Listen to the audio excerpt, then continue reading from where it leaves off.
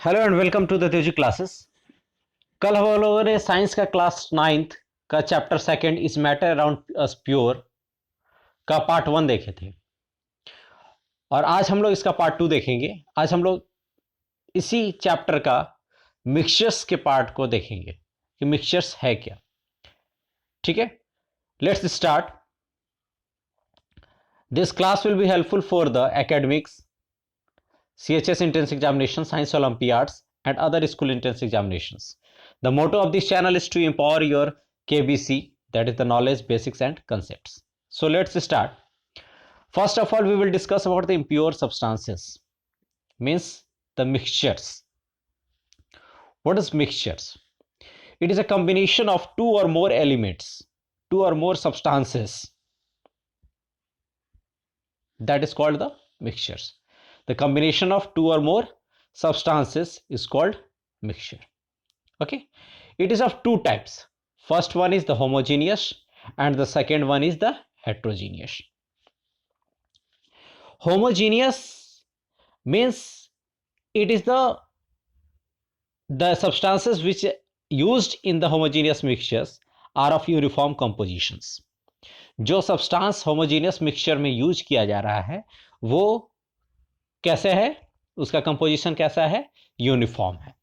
और हेट्रोजीनियस में क्या होता है, जो सब्सटेंस इसमें यूज किया जा रहा है, जो दो या दो से अधिक सब्सटेंस को मिला करके जिस मिक्सचर का निर्माण किया जा रहा है, जिस मिक्सचर्स का फॉर्मेशन किया जा रहा है, उसके उस सब्सटेंसेस के जो कंपोजिशंस होंगे वो क्या होंगे, नॉन यूनिफॉर्म होंगे। क्लियर?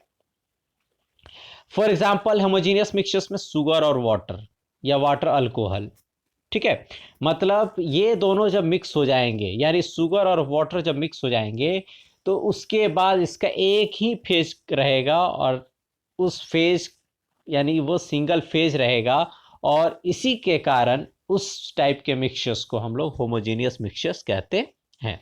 इसलिए हम कह सकते हैं कि जिस मिक्सचर्स का सिंगल फेज रहेगा that is called the homogeneous mixture. लेकिन अगर हम वाटर और ऑयल ले लेते हैं, वाटर और ऑयल ले लेते हैं तो हम देखेंगे कि ऑयल का डेंसिटी कम होने के कारण वो वाटर के लेवल के ऊपर रहेगा, तो उसमें क्या होगा, दो सरफेस दिखेगा, एक वाटर का सरफेस और एक ऑयल का सरफेस दिखेगा। इट मीन्स कि उसका कितना फेज है, दो फेज है। Clear? Which can be seen by the naked I. Clear? Let's move. Mixtures, it is made up of two or more elements or compounds mixed in any ratio or proportion. Combination of two or more substances, that is called the mixtures. किससे बना हुआ है, दो या दो से अधिक elements या कंपाउंड्स जो है वो कंबाइंड हो जा रहे हैं, तो किसका निर्माण हो रहा है, मिक्सचर्स का। यहाँ पे लिखा हुआ है किसी भी रेशियो और प्रोपोर्शन में। क्लियर? यानी किसी भी रेशियो और प्रोपोर्शन में आप उसको मिक्स कर सकते हैं। यानी जैसे अगर मान लो वाटर और चीनी लेते हो, शुगर लेते हो, तो दोनों का कंपोजिशन आप डिफरेंट दोनों कंपोजिशंस का जो रेशियो होगा, प्रोपोर्शन होगा, वो आप डिफरेंट रख सकते हैं। उन लोग का जो मिक्स्ड करने का प्रोपोर्शन होगा that will be the different. ठीक है, या फिर सेम, कुछ भी कर सकते हैं, किसी भी रेशियो और प्रोपोर्शन में आप उसको मिक्स कर सकते हैं। क्लियर? उसके बाद हम लोग देखेंगे प्रॉपर्टीज। प्रॉपर्टीज क्या है भाई, मिक्सचर क्या है, दो तरह का होता है, तो होमोजीनियस और हेट्रोजीनियस, तो ये दोनों में से कोई भी हो सकता है। The property of constituent substances, ये ध्यान में रखिए, अगर मान लो चीनी और पानी दोनों को मिक्स करके आप एक मिक्सचर का निर्माण करते हो, that is called the solution. अगर उसका आप निर्माण करते हो तो चीनी का जो प्रॉपर्टीज है और वाटर का दोनों का प्रॉपर्टीज जो होगा वो दोनों क्या होंगे, रिटेन किए हुए रहेंगे, वही प्रॉपर्टीज रहेगा, उन लोग का प्रॉपर्टी जो होगा वो चेंज नहीं होगा। क्लियर?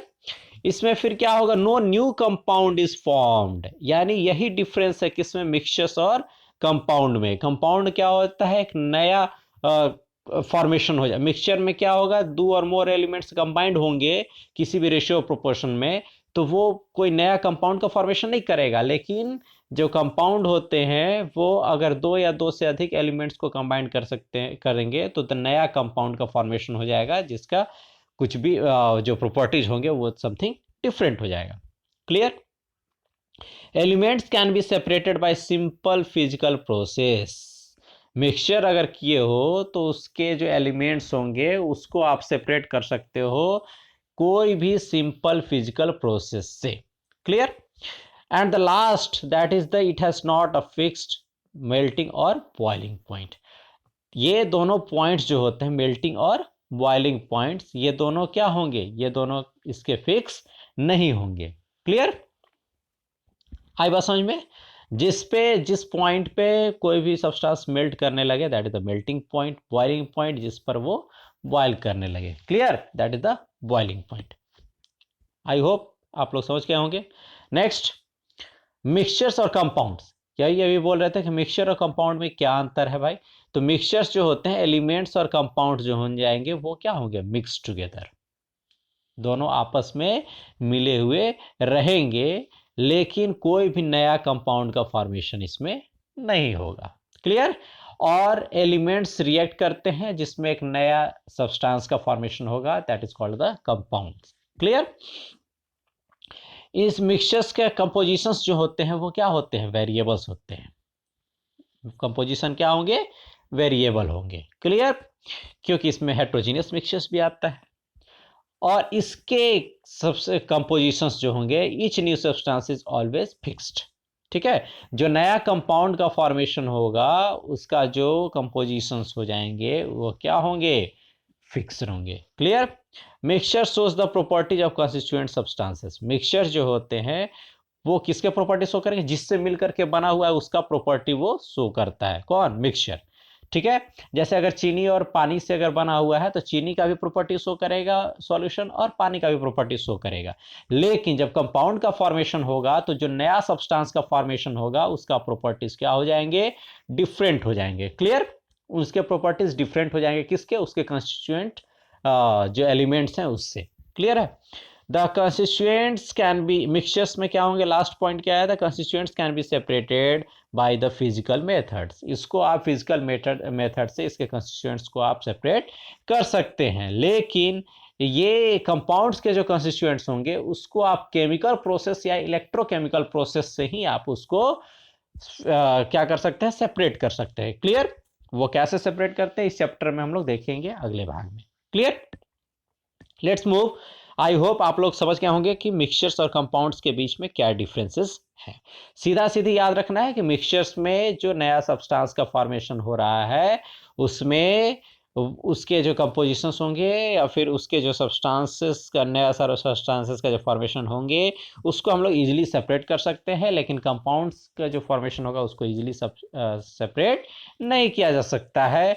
और जो प्रॉपर्टीज होते हैं मिक्सचर्स में वो रिटेन होते हैं, वही रहते हैं, लेकिन कंपाउंड्स में जो प्रॉपर्टीज हो जाएंगे वो न्यूली प्रॉपर्टीज हो जाएंगे, वो चेंज हो जाते हैं।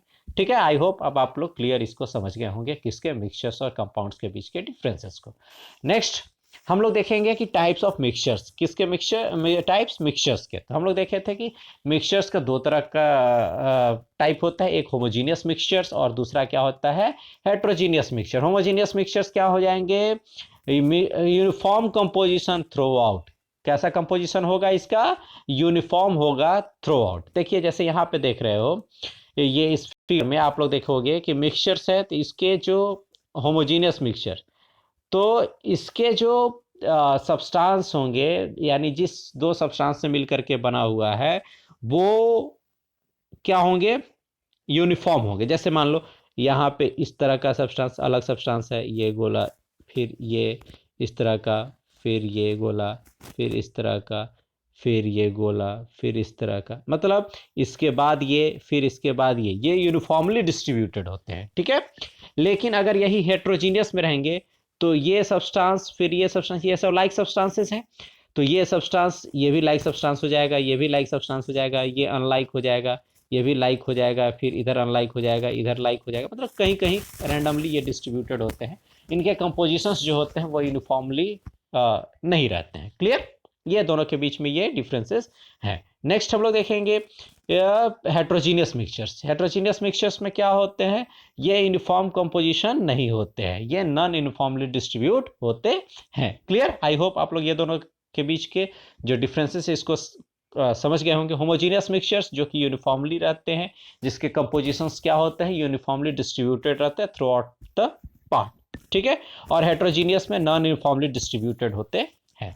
फिर क्या है, होमोजीनियस मिक्सचर्स जो फॉर्म हो जाएंगे, उसके जो मिक्सचर्स होंगे, जब फॉर्मेशन हो जाएगा होमोजीनियस मिक्सचर को, तो उसको नेकेड आई से देखा नहीं जा सकता है। यानी जैसे चीनी और पानी का जो शरबत बन गया, तो अब आप चीनी को अलग और पानी को अलग शरबत आप पार्ट को नहीं देख सकते, अलग अलग नहीं देख पाइएगा नेकेड आई से, क्लियर। लेकिन हेट्रोजीनियस मिक्सचर में अगर आप चीनी और नमक ये दोनों को मिक्स कर दें, चीनी और नमक यानी सोडियम क्लोराइड और ग्लूकोज को अगर आप मिक्स करते हैं, चीनी को मिक्स, सुक्रोज को मिक्स करते हैं, तो वो दोनों को मिक्स करने के बाद उसके जो कंस्टिट्यूएंट पार्टिकल्स हैं उसको आप नेकेड आई से देख सकते हैं, क्लियर।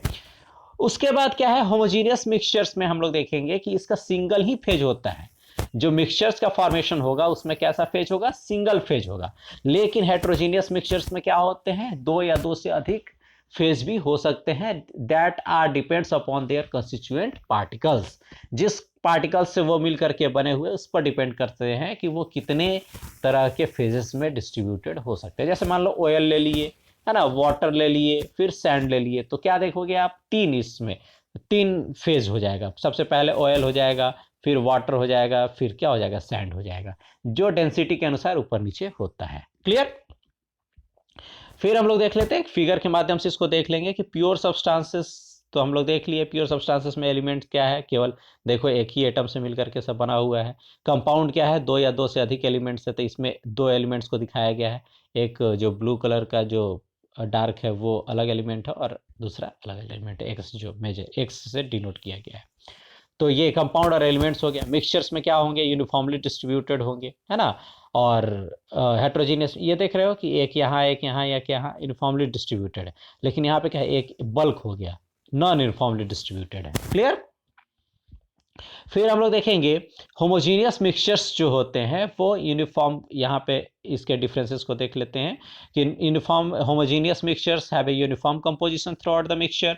इसका नॉन यूनिफॉर्म कंपोजिशन होता है, ठीक है, वो पॉइंट टू पॉइंट वेरी करते रहता है, ठीक है। Components are not visible through the naked eye, देख लिए, लेकिन इसके कंपोनेंट्स को हम लोग देख सकते हैं विजिबल आई से, ठीक है। The whole mixture is in the same phase, यानी इसमें कितना फेज रहेगा, सिंगल फेज रहेगा सब। और इसमें दो या दो से अधिक फेज, वो डिपेंड करता है कि कितने नंबर ऑफ कंस्टिट्यूएंट पार्टिकल्स इसमें मिल रहे हैं। Particle size is often at atomic और मॉलिक्यूलर लेवल्स, ठीक है। पार्टिकल्स का जो साइज होते हैं वो किस पर होते हैं, एटॉमिक और मॉलिक्यूलर लेवल पर। लेकिन इसके कंपैरिजन में इस जो हेट्रोजीनियस मिक्सचर्स के जो साइज होते हैं वो क्या होते हैं, बड़े बड़े होते हैं, इसीलिए वो दोनों आपस में मिक्स कर नहीं हो पाते। मतलब आपस में मिक्स होने का मतलब क्या है, हम लोग देखेंगे सॉल्यूशन में कि जब वाटर और शुगर को अगर हम लोग होमोजीनियस मिक्सचर बनाते हैं तो सॉल्यूशन का फॉर्मेशन होता है, तो वाटर के जो गैप होते हैं उसमें जाकर के जो शुगर के पार्टिकल्स होते हैं वो जाकर के बैठ जाते हैं, और वो इसी के कारण वो दिखाई नहीं पड़ते हैं। लेकिन हेट्रोजीनियस में ऐसा नहीं है। Components can not be separated easily, homogeneous mixtures के कंपोनेंट्स को इजिली सेपरेट नहीं किया जा सकता है बाय हैंड पिकिंग और समथिंग एल्स। लेकिन इसके हेट्रोजीनियस मिक्सचर्स के कंस्टिट्यूएंट पार्टिकल्स को हैंड पिकिंग वगैरह के द्वारा हम लोग उसको सेपरेट कर सकते हैं, और लायबल टू सेपरेटेड ये हम लोग कर सकते हैं, ठीक है। लेकिन अगर मान लो चीनी और पानी का घोल बनाते हो तो आप इवापोरेट करके या फिर प्रोसेस, इवापोरेशन के प्रोसेस से आप उसको सेपरेट कर सकते हैं, लेकिन उसको इजीली हैंड पिकिंग के माध्यम से उसको आप सेपरेट नहीं कर सकते, क्लियर है।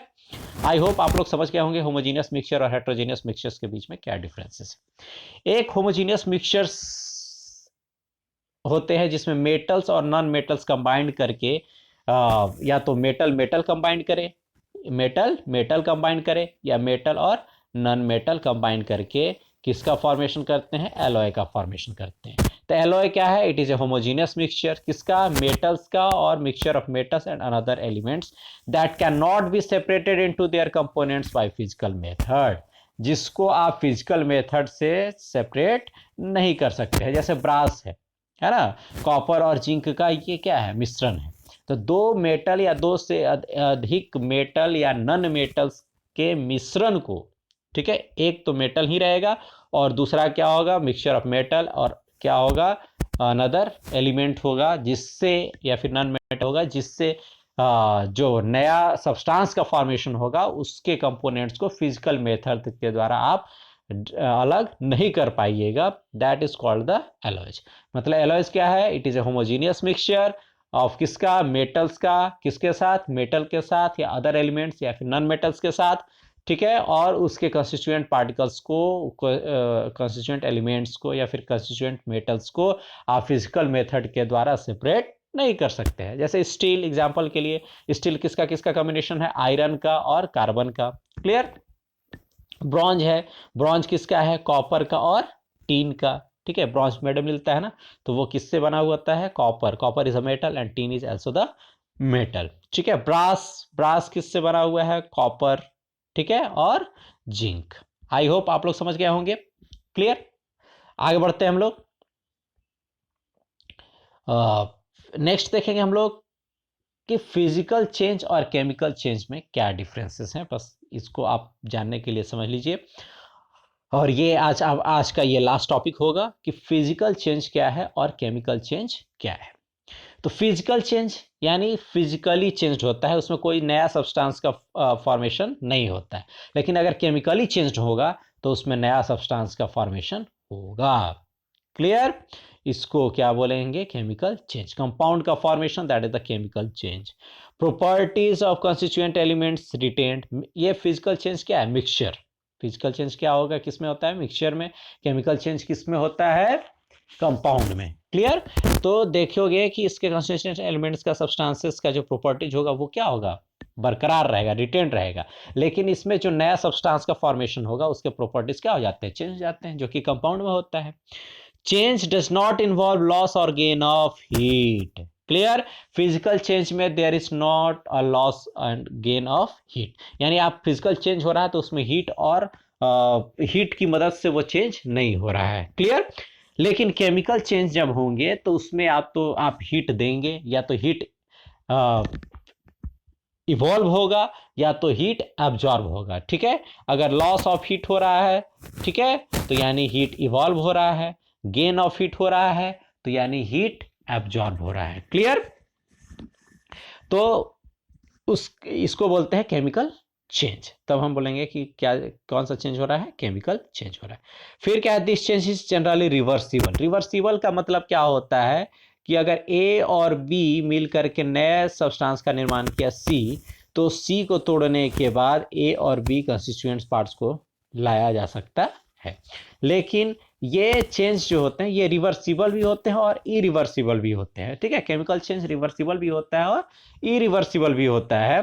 लेकिन जनरली फिजिकल चेंज केवल रिवर्सिबल होता है, लेकिन केमिकल चेंज कभी कभी इरिवर्सिबल भी होता है। इरिवर्सिबल का मतलब कि आप अगर ए और बी को मिला करके सी का फॉर्मेशन किए तो फिर सी को तोड़ करके आप ए और बी का निर्माण नहीं कर सकते हैं, यानी वन वे प्रोसेस होता है, दैट इज द इरिवर्सिबल। लेकिन ड्यूअल प्रोसेस, दोनों तरफ से जो प्रोसेस होगा, ए और बी और सी वाला जो प्रोसेस होगा, that is called the reversible. Reversible का साइन क्या हो जाएगा, रिवर्सिबल का साइन हो जाता है आपका इस तरह से, एक ऊपर से एरो दिखेगा और एक नीचे से इस साइड से एरो दिखेगा, that is the sign of reversible reactions, clear. I hope आप लोग समझ गए होंगे कि what is physical change and what is chemical change, clear है। इसमें क्या है, नो न्यू सब्सटेंसेस फॉर्म, इसमें न्यू सब्सटेंस फॉर्म। आप याद रखेंगे, इसको मिक्सचर के तौर पर देखेंगे जनरली और इसको कंपाउंड के तौर पर देखेंगे जनरली, क्लियर। आई होप आप लोग अच्छे से समझ गए होंगे। फिर हम लोग मिलेंगे नेक्स्ट चैप्टर में, ठीक है, नेक्स्ट चैप्टर नहीं, नेक्स्ट वीडियोस में, और ये इसी का कंटिन्यूएशन रहेगा, इसी चैप्टर का पार्ट 3 आएगा, ठीक है। आई होप आप इंजॉय किए होंगे। Please like, comment and share it and subscribe my channel. Thanks for the watching, okay.